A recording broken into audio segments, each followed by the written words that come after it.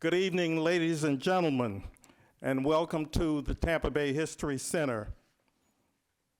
Tonight, we have a wonderful program in store for you.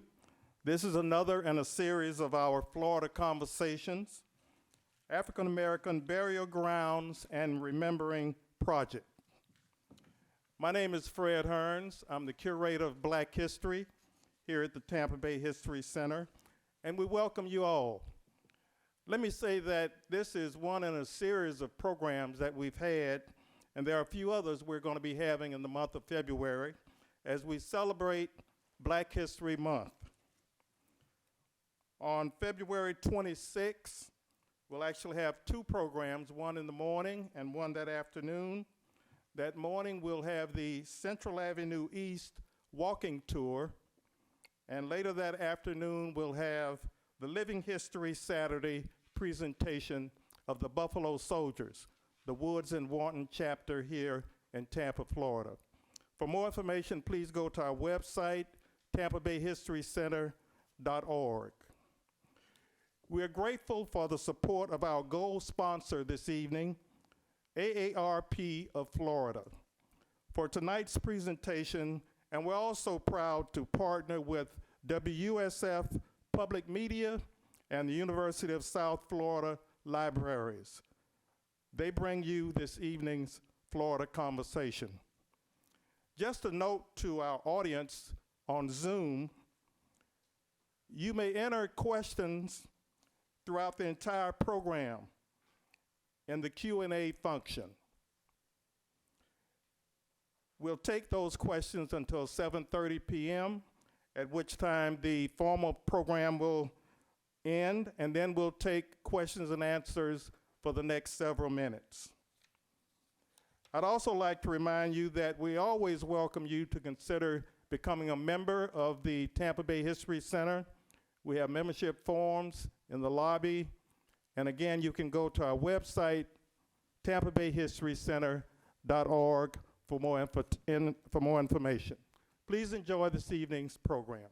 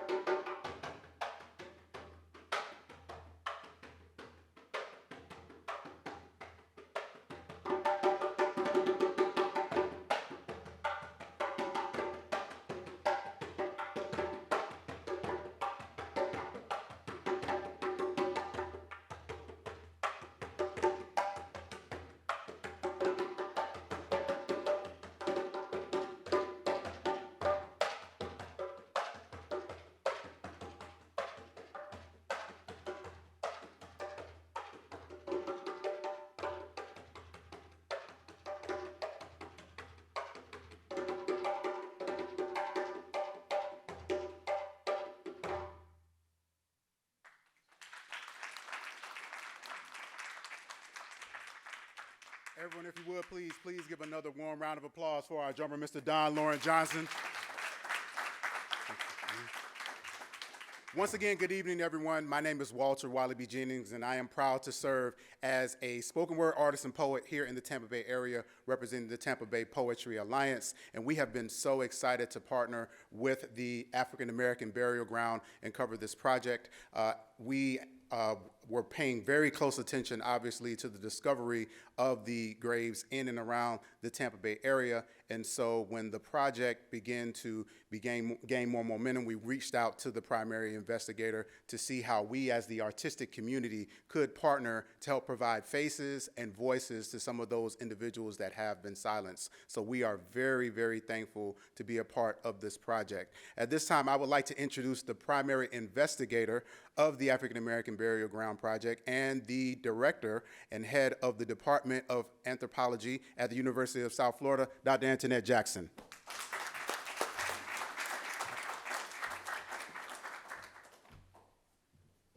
Good evening, everyone. Thank you so much for joining us. I mean, I can't ask for a better team. And so I'm so proud to be part of this team and to lead this effort and to just bring this word out about erased Black cemeteries in Tampa Bay area and beyond. So welcome everyone. It's my pleasure to be here tonight and we have a wonderful story to tell. The African American Burial Ground Project today is joined with the art community, which is a different kind of approach, I think, to those kinds of storytelling and story making. And so again, this is a unique opportunity to understand what is going on with erased Black cemeteries and learn it from different perspectives. So the approach we've taken is not only to tell it through academic research, but also through storytelling, poetry, photography, and all types of other means of storytelling that we're learning from people in the communities. As Walter said, we've worked together to raise awareness. The programming tonight is about telling this story and sharing with you in the multiple ways we can do so. Oh, I can't say. I can't really see the PowerPoint myself, so I'm blind in terms of what's up there. But one of the things we're going to do tonight is tell a story about the African American burial ground in 3 parts. We're going to use Part 1, we'll talk about Zion Cemetery in Robles Park. Part 2, we'll talk about Oaklawn, Evergreen, and Moffett cemeteries in St. Petersburg. And then for Part 3, we'll talk about it from a national perspective, looking at the Black Cemetery Network as a means of understanding this story from a larger perspective. I wanted again emphasize the team. The African American Burial Ground Project consists of a multidisciplinary team from across both campuses and throughout the Tampa Bay area. And so if you take a look at the photographs of the breadth of the people that have been involved in this project, many in the audience, others are online and joining us virtually, and others are on stage participating with this project. So they will be introducing themselves as they get up and talk about the different aspects of the project that we've broken, like I said, into several chapters. And so they'll be telling the story from the different aspects, and they will introduce themselves at that point. We've had several sponsors as well for the African American Burial Ground Project, and we've been blessed, again, to have such support throughout the community for the project. And if you look back there, you can see that we've had the Robles Park Community Association, we have the Tampa Bay Housing Authority, we have Florida Public Archaeology Network, we've had the Hillsborough County NAACP, and many other folks that you can see up there as part of our project team. So we want to really recognize those people that have worked with us. The other thing to say is that the African American Burial Ground Project, again, specifically focuses on erased African American cemeteries throughout the Tampa Bay area and across the state. The reason why this project is important is it came of age when, how do you discover cemeteries on places, how do you just rediscover cemeteries that have been there since their inception? And so it really caught my attention when the information about Zion Cemetery started to emerge. And people were saying in 2018 through newspaper articles with Paul Guzzo and Ray Reed that, hey, the cemetery at Zion is all of a sudden we're just now learning about that. The cemetery, as I'll talk about, was established earlier in 1901. And 1904, and so to find out now that a housing complex and things like that are built over top of a cemetery is daunting, and we want to look at it from the perspective of the people who have been impacted by that. And so our story and our project has focused on the people impacted by those kinds of erasures, not only the actual erasure, but the fact that you perhaps are actually living in a place that's on top of a cemetery. And what does that look like? How does that impact people and communities in how they live and go about their everyday lives? So one of those things are what we're going to talk about today. The African American Burial Ground Project enters on an ongoing conversation and an active demand or call for justice for us. to do something. And what we want to do is draw attention through these types of productions and events, and also encourage people to become educated about how this happened in the first place so that it will not happen again. And our goal is not to have these kinds of things happen again. Again, we're going to tell the story in 3 parts. We're going to start with the Zion story. And Zion Cemetery sits, or was founded in 1904. As I said, it was closed or left, the directories left the records by 1923. After it was founded, by 1923, it was no longer really found in the public records. And so that is one erasure, the records erasure. And then the next time we hear about it, although the communities who were impacted knew that this was, that there was a cemetery there, but the next time the general public hears about it is 1951 again, when they were doing construction on the Robles Park housing complex. They found that there was, they found actual bodies as they were digging the breaking ground for the construction. And as of today, in the current times, there are over 700 people that are known to be buried in that site. And the housing complex construction went on even after that was discovered that there were actual bodies still remaining in that spot. So erasure number 2. And then the final erasure is if we ourselves don't elevate this story and talk about it and do something about it, which we all here today to do. So that is just a general synopsis of one type of erasure that was going on. Again, this is a picture of the Zion Cemetery, looking at the overlay of the cemetery underneath the current housing complex that sits in Robles Park. And it's located in East Tampa off of Florida Avenue, Florida and Virginia avenues in that direction. And if many of you know about, and we'll talk about a little bit further about the housing complex, but this is the general picture of what it looks like on the map. And then if you look on the back, you see the 1951, you see the person finding a coffin at the site in 1951 when they were doing the construction. So there were news articles and papers and stories about it at the time when Robles Park and the Zion Cemetery was actually there. So it wasn't like people didn't know. Again, the erasure happened anyway. And so that again is one of the reasons why we are here today. And like I said, one of the big things about our project is that it is about people. And one of the focuses in this chapter is how do we talk about the living people, the living communities, and associated with Zion Cemetery. What distinguishes this project from others is that we are not talking about bringing closure to this issue. We are talking about bringing an opening. Just because we found that there were bodies and caskets and things like that there through the GPR, and it confirmed once again that there are bodies buried there, we are not talking about closure in this project. We're talking about opening the conversation, engaging with people and communities and people who are concerned and don't want this to happen again. So we're talking about bringing justice to the ancestors, to the dead, and making sure, again, we speak with them and for them and tell these stories and keep these stories alive. So as you see throughout the rest of the evening, as we go on telling the story from a larger perspective and then from a very local perspective, you'll see that we are centering the voices and the concerns of communities and peoples that surround it and are still part of these cemeteries.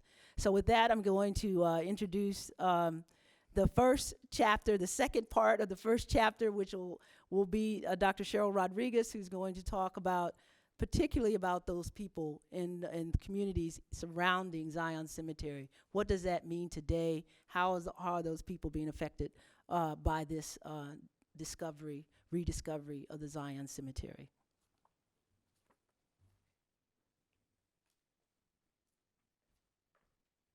Good evening. Thank you for joining us this evening. I'm Cheryl Rodriguez. Like my colleague, Dr. Antoinette Jackson. I am a cultural anthropologist and also a community historian, and much of my work is focused on life in public housing. So my few minutes with you will be some reflections on just an imagining of what it means to live among the dead. The Zion Cemetery is a symbol of the invisibility and voicelessness of African Americans who lived and died in the post-slavery Jim Crow South. We must remember that each person buried in Zion has a story that should be known. Each person buried in Zion has a story that was silenced by their status as second-class citizens. With our research, we honor Zion and try to imagine the significance of its roles in the lives of African Americans in the early 20th century. But we must also acknowledge the importance of the site on which Zion was rediscovered. And here's a picture of the site of the Robles Park housing community.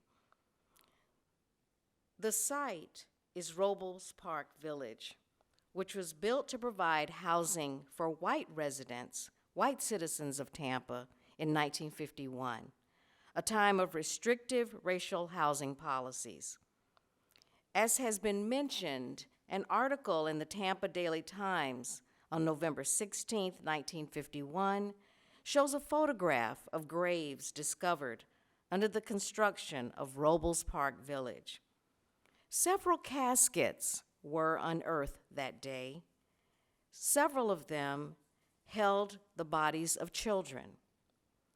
The article claims that on that day, the Tampa police wondered what should be done with the remains. But there are no reliable accounts of what happened to those uncovered and unearthed at the site of what would be the Robles Park Village on that day in 1951. We now know that many caskets holding the bodies of fathers, mothers, sisters, brothers, aunts, uncles, the newly born, and the elderly continued to rest silently throughout the years as Robles Park Village buildings stood on top of a sacred Black burial site. As Robles Park Village transitioned from an all-white community to a predominantly Black community. Zion's discovery at Robles Park was shocking and mournful for many of us. But imagine the complicated feelings of the residents of those 5 buildings that stood like monumental headstones on top of an abandoned cemetery. At this point, residents have been relocated, but it is important to recognize that each of those residents, the individuals and families who walked on Zion every day, have stories about their lives at Robles Park, and those stories do matter. We must acknowledge the pain of losing one's housing during a time of limited access to affordable housing. We must acknowledge the confusion of having to relocate to new neighborhoods, to find new schools, and to possibly be separated from families and friends. The discovery of Zion at Robles Park reveals a great deal about the precarious relationship of African Americans to space and place. For example, why do we know so little about Richard Doby's ownership of the land on which this cemetery was founded? Who are the fathers, mothers, sisters, brothers, aunts, uncles, the newly born, and the aged lying in Zion? As James Baldwin once said, and I want to paraphrase him, history is not the past. History is simply a reference for today. And our work focuses on not only the history, but on contemporary life and the ways in which Zion has affected not only the citizens, the residents of Robles Park, but also the residents of Tampa. So during Black History Month and beyond, we acknowledge the struggles and stories of the living and the dead, whose past and present have been brought together at Robles Park Village. Thank you.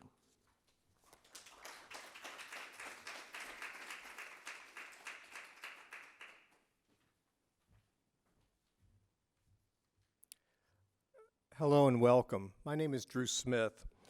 I first became aware of the existence of Zion Cemetery through the articles written by Tampa Bay Times reporter Paul Guzzo.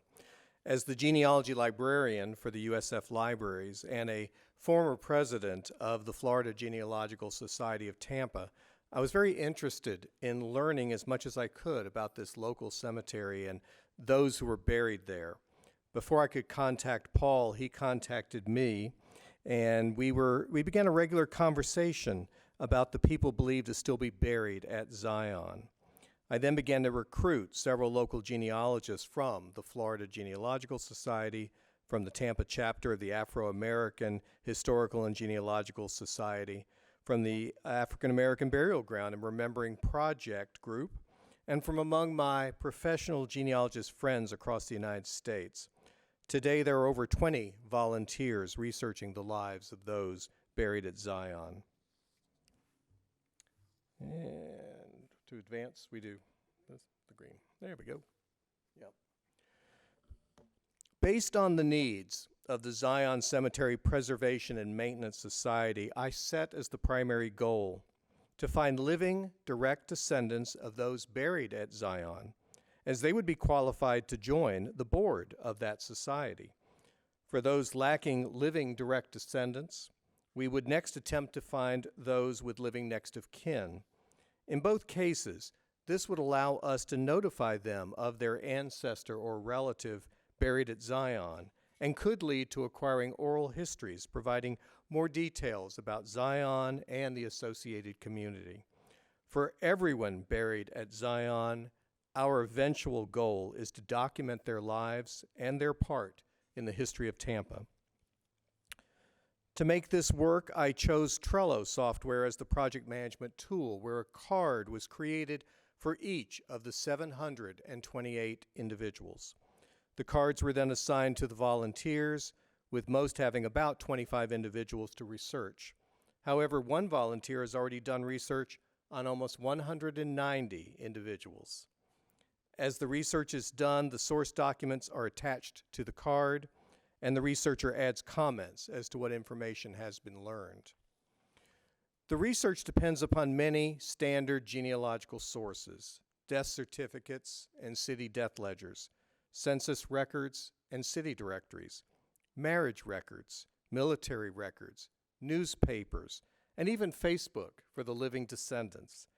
I would expect that this research will continue through 2022. So far, we have found a handful of living direct descendants, and one has even just agreed to join the board of the Zion Cemetery Preservation and Maintenance Society. That's Jerry Williams. And I should add that Jerry Williams' son is Walter Smith Jr., the host of the WMNF radio show Sunday Forum. And so he is actually a great grandson of Anna White, who is buried at Zion. Finally, I want to leave you with this thought, one that I like to repeat whenever talking about the deceased. We die when our physical body dies, but we also die when the last person speaks our name. We can bring these people back because we can begin talking about them and speaking their names again. Thank you. Walter?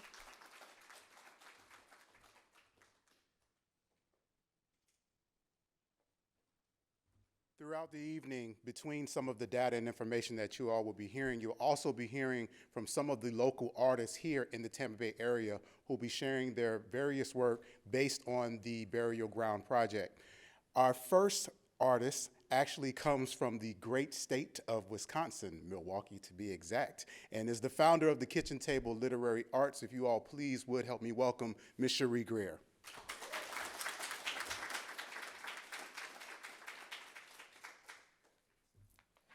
Thank you. This is sort of a play on what is called a found poem, which is when you take lines and phrases and words from newspaper clippings, diaries, things like that. I actually chose lines from the interviews done with some of the descendants from the project, and I called it a resurrected poem instead of a found poem. This is Always Is.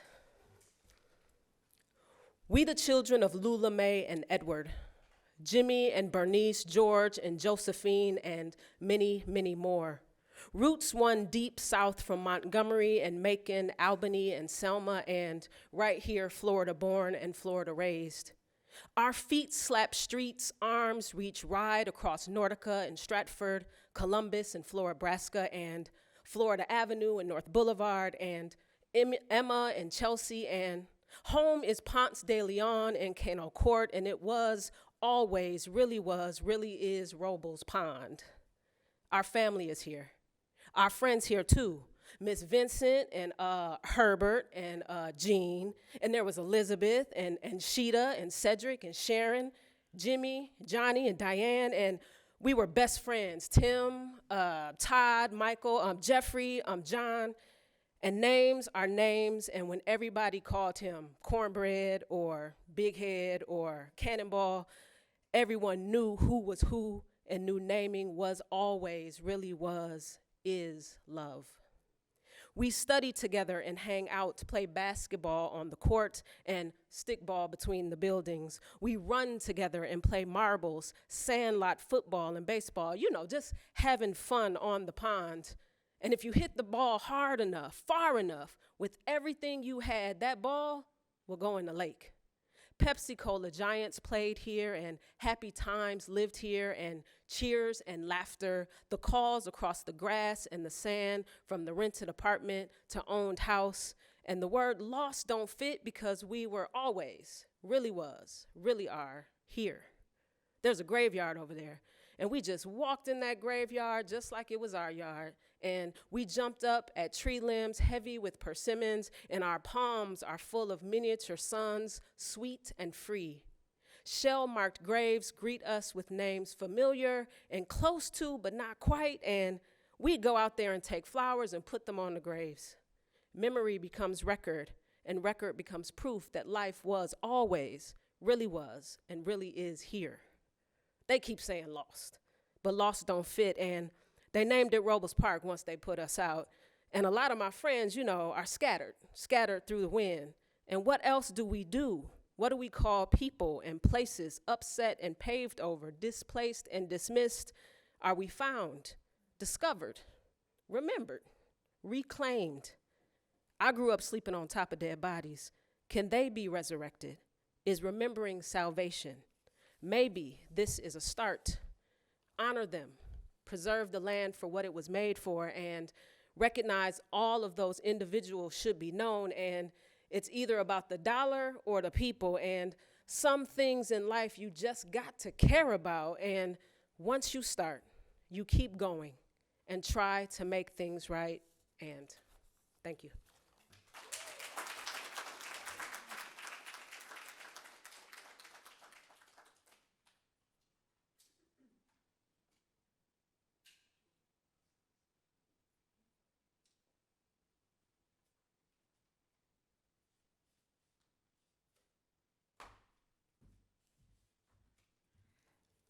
Hard to follow that wonderful poem. Thank you, Cheryl Greer.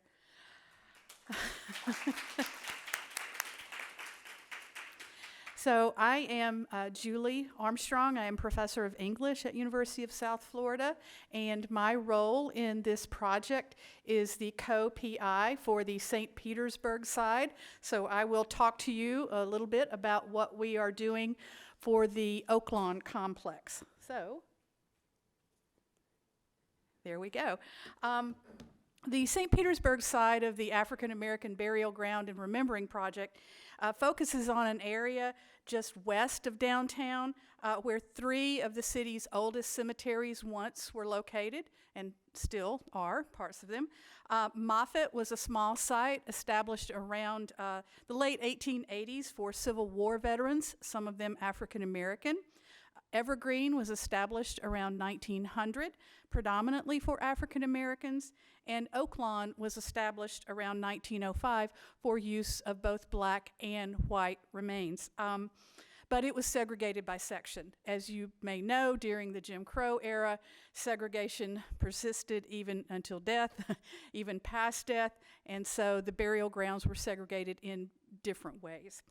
Now, Oaklawn is the largest of those sites at 12 acres, and because it is the largest, we refer to them collectively as the Oaklawn Complex, but there are 3 burial grounds there. Now, today, these burial grounds lie underneath Interstate 175 and Tropicana Fields, Parking Lot 1. Our grant team is trying to understand the history of what happened at this site. One thing that we do know, it's a little bit more convoluted, complex than the history of what happened at Robles Park Village. Some of the very basic facts, like they have uncovered at Zion and Robles Park, is that basic facts like how many people were buried here, who was buried here, what happened to their remains, and these kinds of things are difficult to pinpoint. So let me explain a little bit. Okay. By the late 1920s, 1926 exactly, the cemeteries had been abandoned. They had fallen into disrepair. They changed ownership. They were condemned, and in 1926 they were closed. So supposedly all the remains were exhumed and relocated. Again, segregation persisting. Black remains were relocated to Lincoln Cemetery in Gulfport, and white people's bodies were sent to Royal Palm Cemetery, which is on like 60, 58th Street and 1st Avenue South. Now, the 3 sites, they were repurposed multiple times. Again, a housing project, an apartment complex, a youth center was proposed and the ground laid, but the project fell through. So many different stages, like you say, erasure 1, erasure 2. It happened there too. But I want to just cut to the chase and go to the 1970s and 80s, and that's when the city of St. Petersburg got the vision for baseball, got the baseball fever, and put in the interstate and what would eventually become called Tropicana Field. So that is its own difficult story, and one that we really don't have adequate time to talk about tonight. But I do want to note first, most important, and this goes back to what Dr. Rodriguez said, that to understand the broader history of these cemeteries, we have to understand the broader history of the community around them, the area surrounding them. There were several different neighborhoods, Sugar Hill, Peppertown, Gas Plant, that are often referred to as the Gas Plant District, but you can see in the map here where Tropicana Field is. The Gas Plant District is actually in that area within the lavender lines, if I'm getting my colors right there. But yeah, so this gas plant area was, again, there were people, mothers, fathers, brothers, sisters, aunts, uncles, grandfathers, to echo Dr. Rodriguez, and people whose memories and experiences directly contradicted what was being put out as the official story, the official narrative. There were stories about the gas plant blight and being blighted, and how baseball was going to bring jobs and opportunity to the area. There were stories about bodies being exhumed and relocated, but the people who lived in these areas had their own histories, their own oral histories, their own narratives, their own stories about what happened here. And indeed, those stories turned out to be true because people, did believe that there were bodies still there, and that turned out to be factual. In 1976, when the ground was being dug for the interstate, there were remains found, but again, what happened, we don't know, but they were found. But again, development continued. So these were found at the former Evergreen site when apartments were, being raised to put in the interstate. And again, just last year, ground penetrating radar found at least 3 more bodies underneath the parking lot of Tropicana Field. So we're not sure how many are there. There's other areas of interest according to the GPR studies, but it's that history is very hard to unpack. So what do? What happens now? So our grant team, there we go. Our grant team is taking a multi-pronged, multidisciplinary approach to marking and remembering.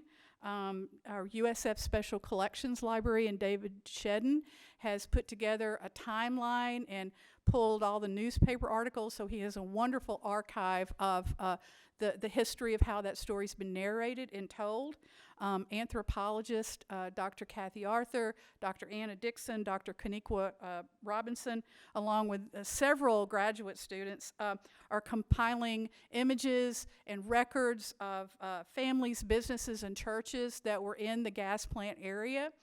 And Dr. Jackson and I have recorded some oral history interviews with people who have descendants that were buried there, with people who lived in the gas plant area and might have some knowledge or memory of what the area looked like before the interstate went in and the Tropicana Field went in. People who were in the funeral industry, funeral homes and things like that.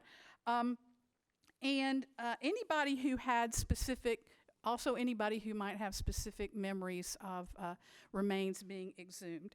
And of course, as I said, some ancestors, but we are definitely looking for more. And I also want to make sure we give the shout out to to Walter Jennings. You should be Dr. Jennings, who is coordinating literary and artistic responses like the wonderful poetry and performance you've seen tonight. So all of this material is a way of telling a story, right? It's a way of speaking those names, like you said, and so that they continue to be remembered. And we're also going to do a quite literal story map that USF Libraries is creating, and then it's going to be archived there and linked to the Black Cemetery Network site, which Dr. Jackson will talk to you about in a minute. So a complication is that so much of what happens on the site is beyond our control. We're not the city of St. Petersburg. We are a USF grant team without as much power as some people think we might have. So we don't have the authority to commission future ground penetrating radar studies, right? We don't have a say in what the Florida Department of Transportation does with the ground underneath the interstate or with the interstate itself. We certainly don't have a say in what the Tampa Bay Rays do with that stadium site, right? And no real say in what the city of St. Petersburg does with redeveloping the area around Tropicana Field. The image to my left there is from one of the proposed redevelopment plans. So it's, the possibility of what the future might look like there. But we would like that future to contain at least some kind of memorial or something that that allows people to know and remember. What we can do, I listed all the things we can't do, but what we really can do, and this is important, is we can use all the tools in our multidisciplinary toolboxes to keep sharing the story with audiences like those of you who are gathered tonight at the Tampa Bay History Center. As the Oaklawn Complex site gets repurposed yet again, we hope there won't be erasure. We have an opportunity, I see this as an opportunity to learn from previous mistakes. And just to note, our new mayor in St. Petersburg, Ken Welch, grew up in that area surrounding Tropicana Field, and his family owned a lumber yard across the street from one of the cemeteries. So we're hoping that, he will, be favorable, and we can talk to him about, ideas for what we'd like to see it happen. But ultimately, that story belongs to the community, right? It's not just our story, it's the community story. It's the story of the people who, might have ancestors and who grew up there. But whatever happens, our goal is that past and those stories the stories of our shared history are remembered honestly and responsibly. So thank you very much.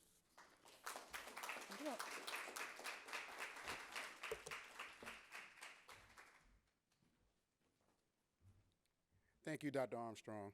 Our next artist is a product and son of the Tampa Bay area who is also a budding spoken word artist as well. You all please help me welcome Mr. Kelvin King Soul Dupree.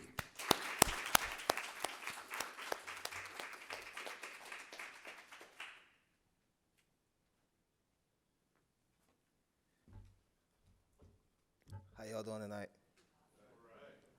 Before I start, I just want to say, when you got a podium, you're official. So I feel very official right now, guys. This is official. This is real. My name is Kelvin Dupree. I'm honored to be a part of this entire project. Even when it first brought to my attention, I questioned Wally, like, you sure? You sure I'm the guy that needs to be doing this? He assured me, and I've learned so much about my city, and I've been here my whole life. It's crazy how something can just disappear and just pop back up, and like no one knows what happened. So with that, I wrote a poem, a nice little short poem called Price of Progress. Moral of the story: even after your death, you're not allowed to rest in peace. Now, for the story. One of the biggest blunders in Tampa's history, I wonder, would it still be a mystery if it was never stumbled on? The idea of building on burial sites, I wonder, did the families fight? After hearing city plans for redevelopment, or was it like a thief in the night, like, hurry, move these bodies, we don't want to tell them that we selling it? Would you think it was irrelevant if someone lived on top of your ancestors? If your final resting place became prime real estate for housing projects, what's the price of progress? A 45-acre community, deemed too black for white expansion, too much of a nuisance, filled with gambling and petty crime, a dark smudge on the white light of the future. It was reported that this community would never thrive. What happens when you break ground and 3 coffins are found? Is it still disturbing the peace if dead bodies don't make a sound? Is it still a fair fight when their lights have been gone many moons ago? 2.5 acres was secured for a cemetery, but disappeared when Tampa needed to grow. Over 700 burials were laid in Zion Cemetery, and it's scary to think not all have been accounted for. And they're still finding more remains. Bodies with no names because progress erased them from history. And I wonder, would it still be a mystery if white bodies were being moved for black families? Would the families fight? Send appeals trying to protect their rights? Would they too be a smudge on the light of progress? Funny thing is, it was never reported as a robbery when they took the land over our dead bodies. Thank you.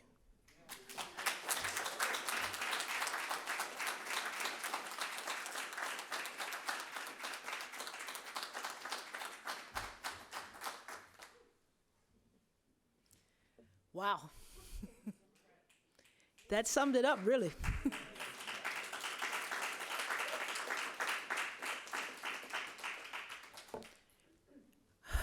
So, chapter 3.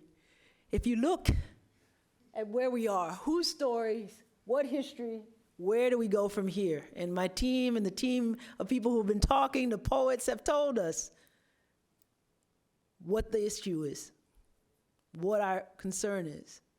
How we feel about it is why you all are here. Where do we go from here? Whose story? First of all, think about what you've heard about what's happening right here in the Tampa Bay area. Multiply that nationally. This is not an isolated story, unfortunately, or isolated stories kept within Tampa Bay or within a small region of a country, the segment of the country. No, this is a national story. And once we started in on doing the African American Burial Ground Project, this became apparent. How do we link what we're talking about here with other people who are experiencing and talking and telling many of the same kind of stories over and over again? The Black Cemetery Network was something that grew out of this discussion about the African American Burial Ground Project. On a national level, there is a House bill, 1179, that Senator Jared Brown out of Ohio has instituted to create legislation to protect some of these cemeteries and sites across the country. One of the things that this legislation is asking for is to create a national database, a national archive, perhaps, of people sharing these similar stories of how to tell this history to a broader audience, how to involve more people in this conversation, and more importantly, to show people in the Congress and across the world that this is important to us, and it's important locally, and it's important everywhere locally that this is occurring. And so many of the senators and many of the people thinking about these types of legislations that will protect these cemetery sites need these stories, need this in history, need these understandings that you're hearing from the research team and from the artists and the community. And so the Black Cemetery Network is a compilation. I said, why wait for the legislation? Why wait for Washington to come up with a database for us? We can start it right now.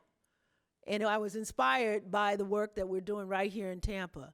So the Black Cemetery Network is a place for people who are working on these local stories to come together and place their stories in context and on this database. It's a digital database.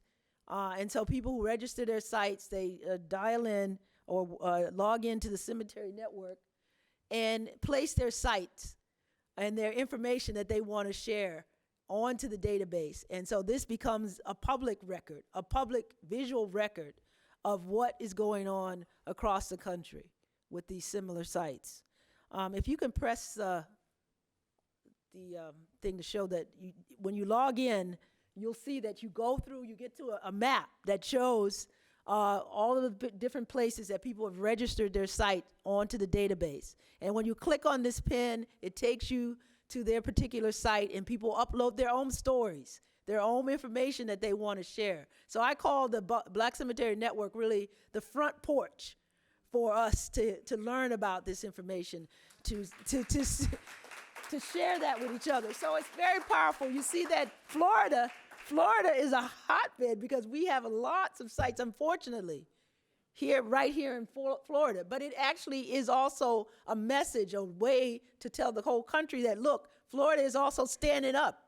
We're not silent about what's going on here, and we want to fight to have this information known and shared and keep this history alive and make sure people know that Black history is contained within our cemeteries. Lots of the information that we know about our cities and each other are found in these cemeteries. So the Black Cemetery Network registers those kinds of things on the site. And so we're looking for and always want to encourage people to register their site. So if you know other people, other sites, please have them log into Black Cemetery Network and register their site and get them uploaded. The more we can grow the database, the more we'll have even more power and voice for people who are making decisions about how legislatively not to keep this not to make this a continuous thing.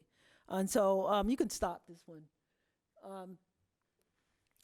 So the Black Cemetery Network, like I said, is a repository. And right here in Florida, I wanted to announce that Senator Cruz and Representative Fentress Driscoll are also proposing legislation, the Abandoned and Historic Cemeteries Act.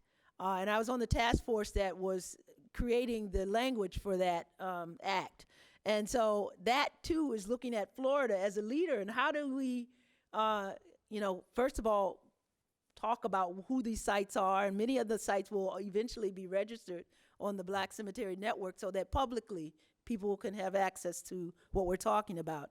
And then they're also going to create a task for a committee and a cemetery commission that'll oversee paying attention to some of these lost cemeteries or race cemeteries, and many people say stolen and often marginalized, underfunded cemeteries right here in Tampa that we are hearing about tonight and what that means to each of us. So the Black Cemetery Network is in conversation with other states and other communities that are proposing similar legislation or dealing with similar problems. So I just wanted to encourage everybody, again, to know that what we're doing here, right here in Florida, and as you can see from the passion around this, with the team around this issue, that it's important and that we are being heard and being looked at as a model for how to fight, how to do these kinds of engagements with communities and people, and put the communities, the local communities first in these kinds of conversations. So I really wanted to thank my team. And also one of the big parts of what we do is, you can see the feeling, the poetry. We are encouraging people to engage on all levels, viscerally and in their head about what is going on.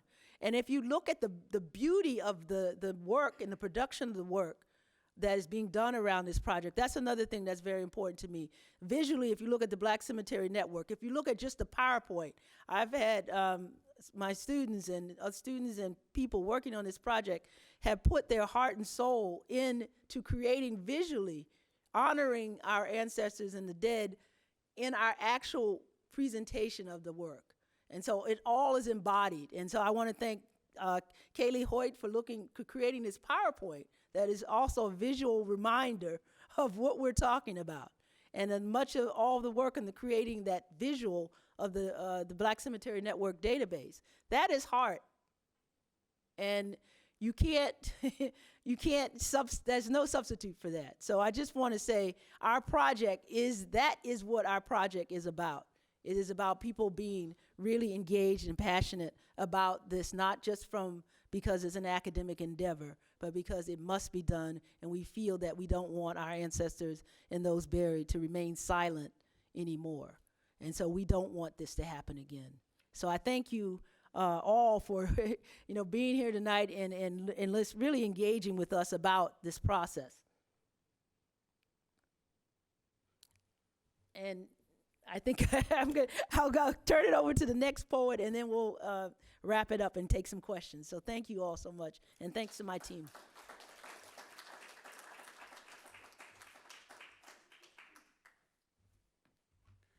Our next artist is actually an outspoken advocate for not only the ancestors and the individuals who are residents of these cemeteries, but she also is a staunch advocate for the living African-American communities that are impacted by them. So you all please help me welcome Ms. Wright.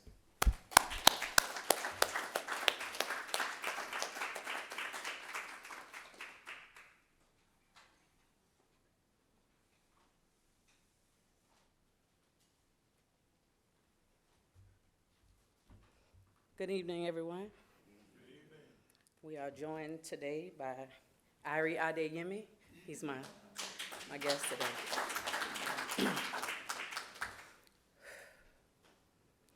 Time's table has never really been able to place me. Hourglass seated partially in my waist, but nothing's moving. Ants in my pants, toes, midnight blue, the sands have grounded me. My wristlet too long ago, but nothing drains. Every now and again, the dust clears, but there is no reflections here.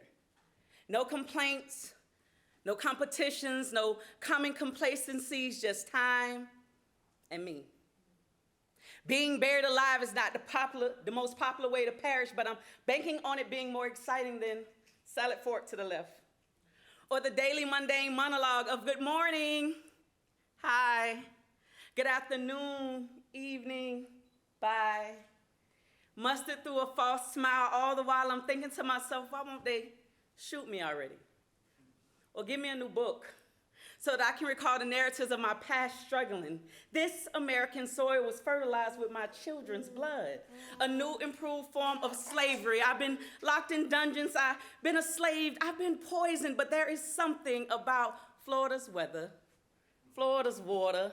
I am Florida's daughter. There is something about the magpies in midday showers that rain down both heaven and hell, replenishing my spirit, getting my soul ready for the next lifetime, where I and my ancestors will continue to fight. Ashe.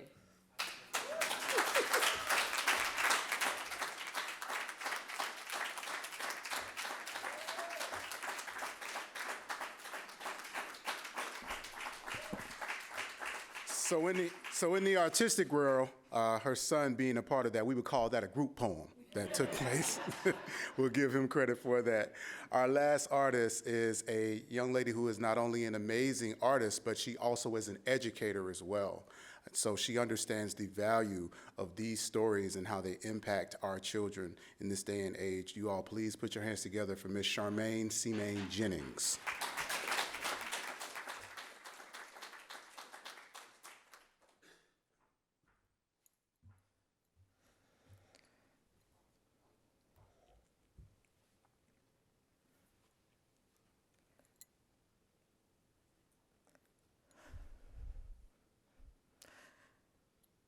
I have a secret to tell.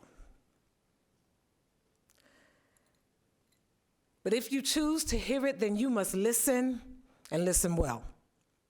Black then, now, and forever, no justice, no compromise.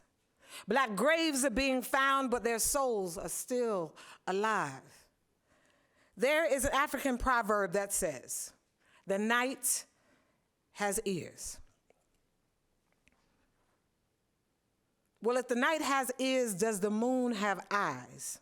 Will truth make an appearance if dead men tell no lies? If the past does not speak, will honest words rear a bold head?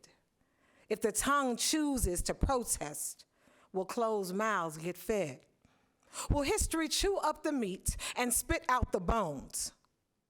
Will time excavate buried secrets and dismantled headstones? How will curious minds listen to both sides if they look through dirty, biased lenses and refuse to apologize for the past, for the present?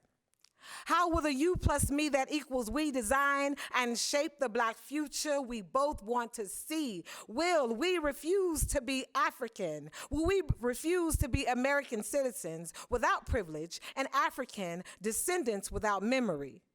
Although our ancestors inherited a broken democracy, undeveloped nation, and wounded hearts, they maintained their vision. Truth and dared us to reflect and restart. Now they want to know, were their lives forgotten?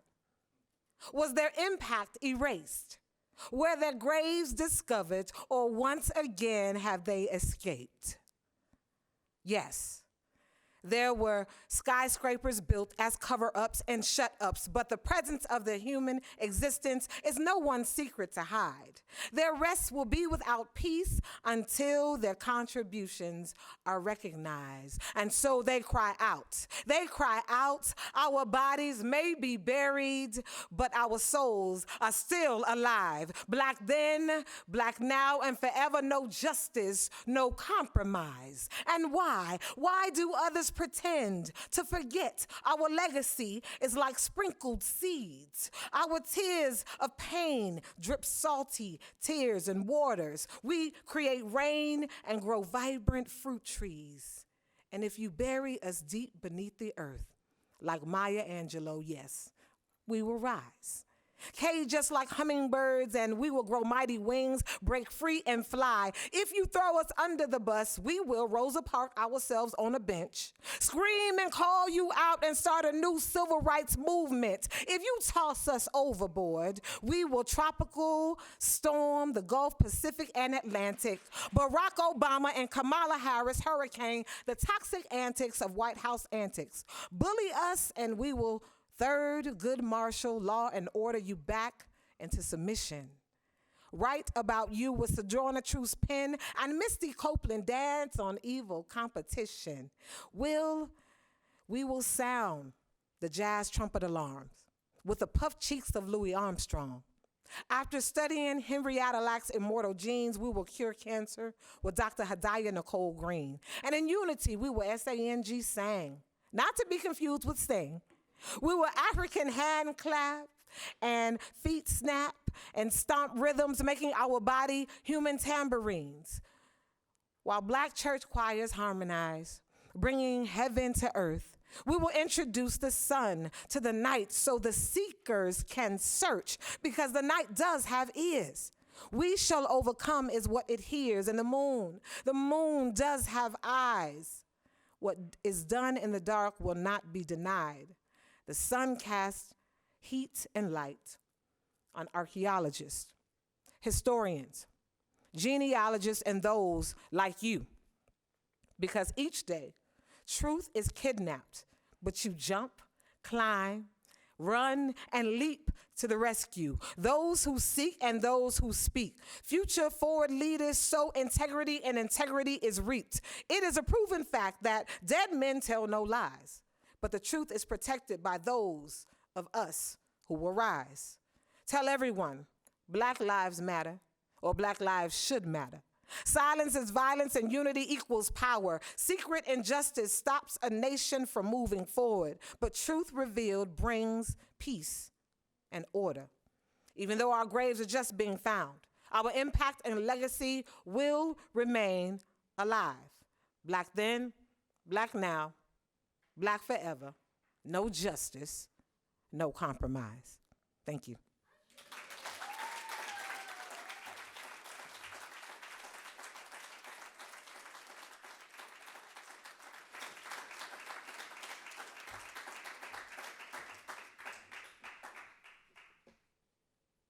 As I said, Florida will not be quiet, and you can see we are not going to keep our graves silent, and our ancestors will not be silenced by any erased or silenced cemeteries. So silent cemeteries. So we are actually very much alive. So I thank all of you for coming tonight. I especially thank my team, the artists. Everybody here has a role to play, stories to tell, information to share with us. So please, no matter how small, no matter how large, we need your support. We need your input. You have histories that you can share with us, and we are here to want to work with you. So thanks again to the Tampa Bay History Center for hosting us, and thank you all for coming tonight.